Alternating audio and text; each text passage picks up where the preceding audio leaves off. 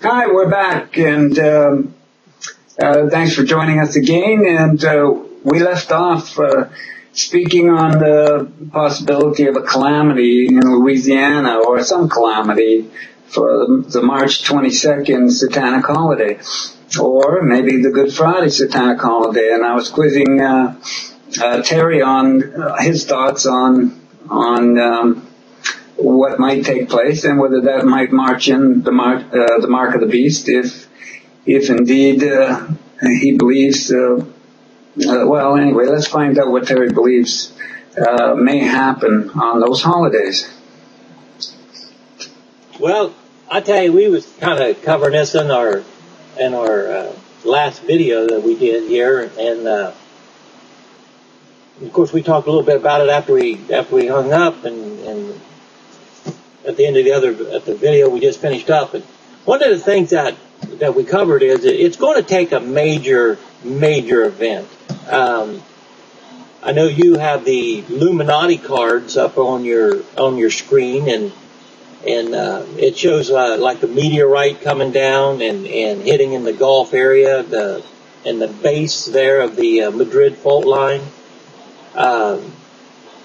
When you look at Scripture, there's definitely going to be something cataclysmic like that coming out of the heavens. I mean, it talks about it, how the angels in Revelations chapter 8, how as the trumpet judgments are going off, it talks about all these things falling out of the heavens and down upon the earth.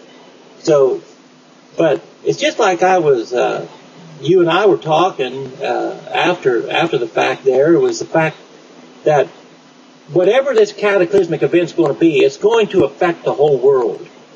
Now, granted, if the United States get hit, nuclear or by an asteroid or whatever the case may be, there's going to be a lot of economic stuff that's going to go on, all over the world, because we're one of the biggest countries in the world that are nothing but a country of users, because very few things we make get actually sent out, and even the things that we may put the stamp of USA on, there's parts made for it in 60, 80 other countries, so it isn't all American. I don't even think there's a lug nut that's actually made in America, so, but they'll step in there, well, this is a US of A Dodge product. Yeah, right. But anyway, with that in mind, it's going to, if something like that happens in the United States, it's going to affect the world in some way, but not to the point to where it would cause the whole world to receive a mark, or as people refer to it as the mark of the beast. Whatever it is, it's going to actually have to affect the entire world, whether the entire world's economic system goes down, meteorite hits, nuclear holocaust. I mean, nuclear bombs start, we send ours, Russia sends theirs, Israel sends theirs, and North Korea, they send theirs, and everybody gets into this, sending everybody a nuclear gift, kind of deal. Well, that can cause a cataclysmic event, when it's all the dust settles and stuff, where everybody will have to receive the mark. But it's just like I shared with people in our Bible study. When this all happens, I've shared with him, don't concentrate on, is it going to be a barcode or an RFID chip or a tattoo or invisible tattoo or invisible barcode, whatever. Don't concentrate on that. Concentrate on this fact.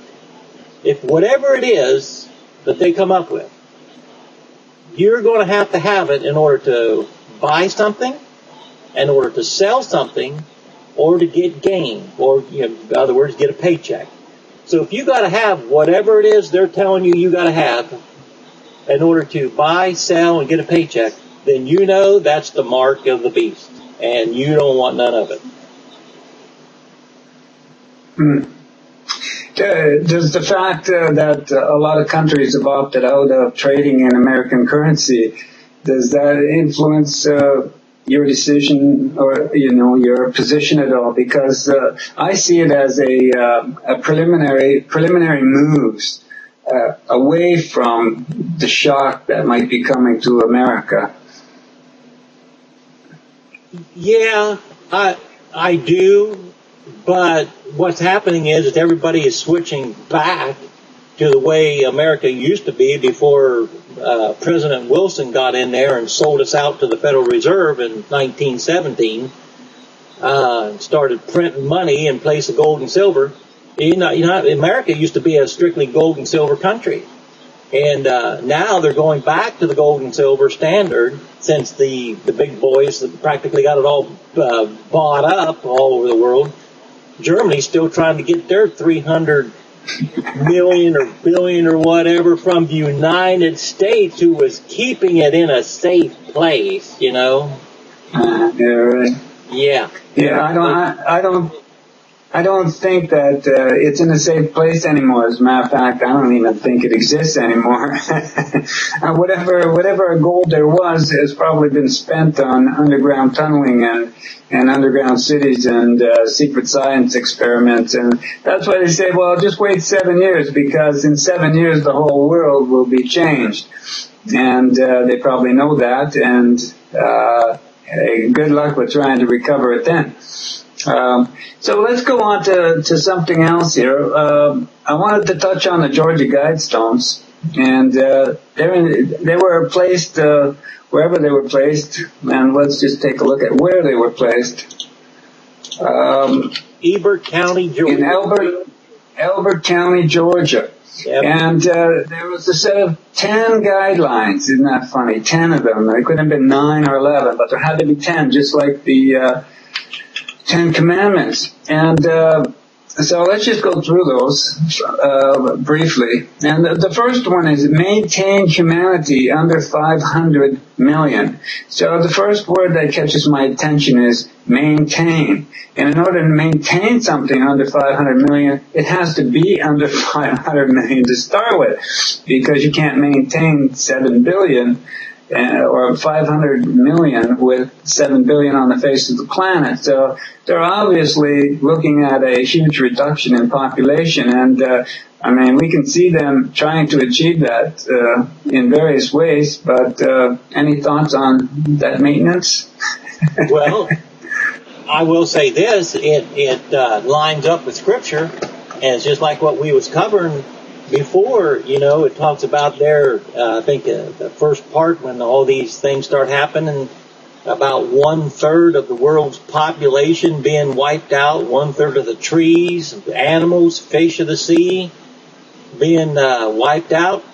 I mean, it just fits right in with what it says in Scripture, and they're already got that eugenics thing going on worldwide.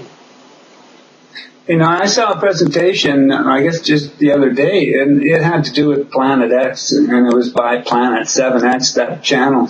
And he pointed out that North America and South America are 1/3 the landmass. So that's an interesting a correlation there.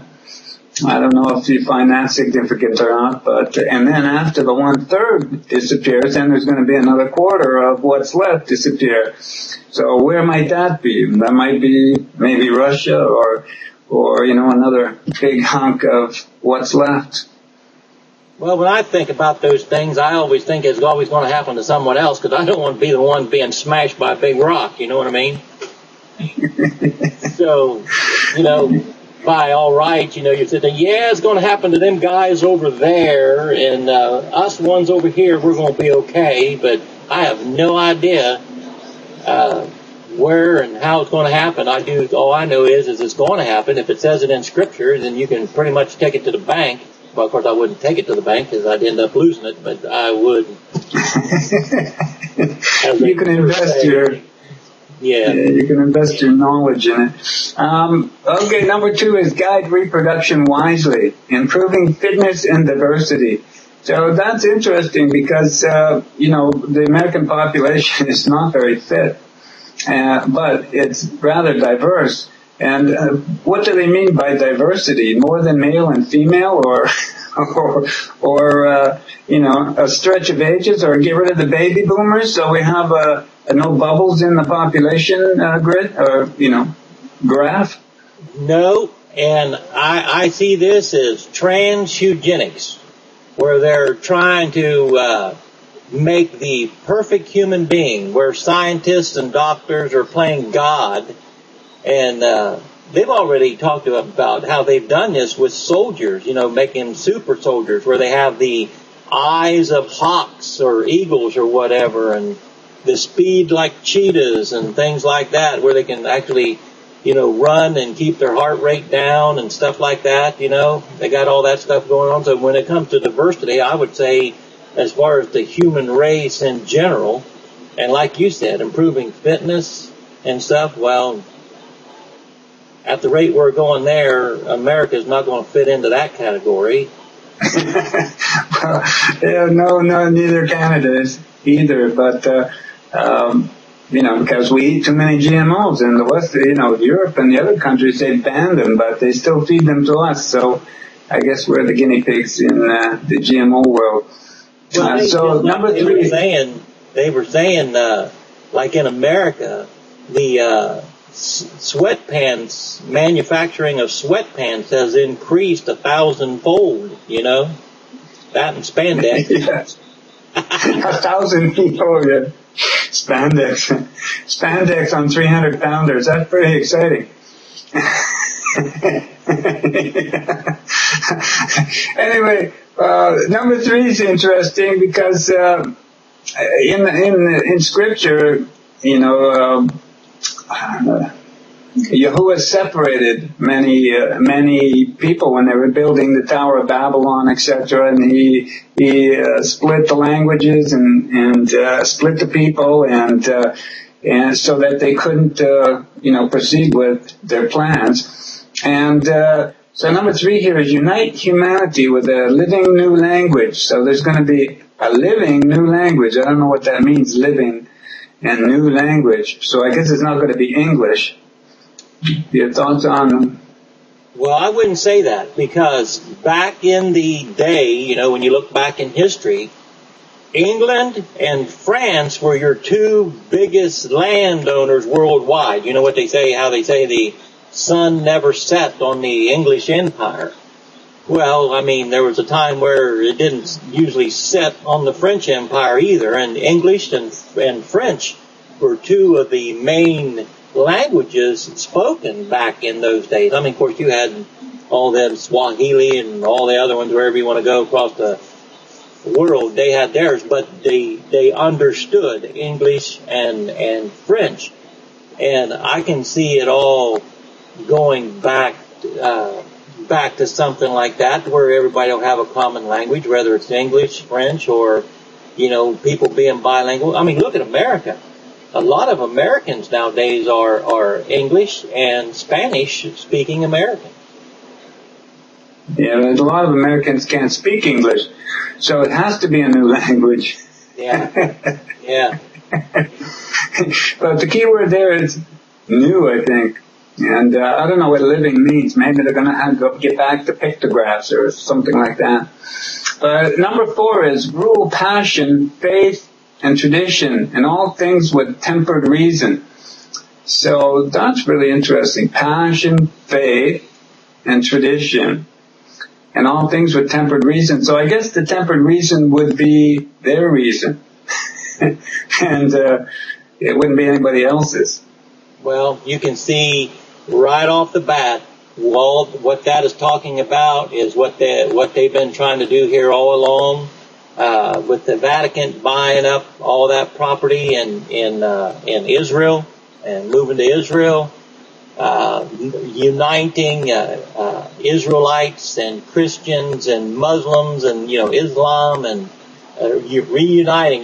We're all one people serving one God. Only we're calling him. Each different religion is calling him by a different name. Some call him Allah, some call him Jesus, some call him Yahuwah, some call him Yahweh, some call him just plain God. That's where that's all going.